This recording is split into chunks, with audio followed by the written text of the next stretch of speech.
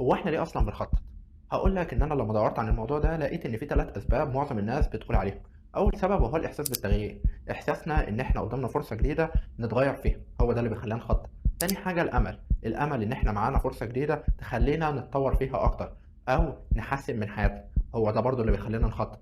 تالت حاجة وهو التطوير من النفس، إحساسنا إن إحنا خلاص بقى السنة الجديدة بدأت والناس كلّها بتنجح، لازم أنا أتطوّر وأبقى زيّهم.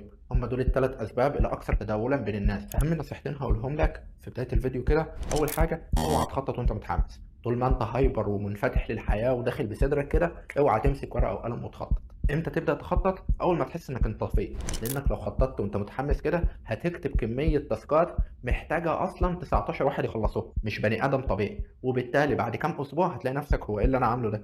تشخبط وتحبط وما تعملش أي حاجة. فطول ما أنت مهايبر كده ومتحمس ما تخططش.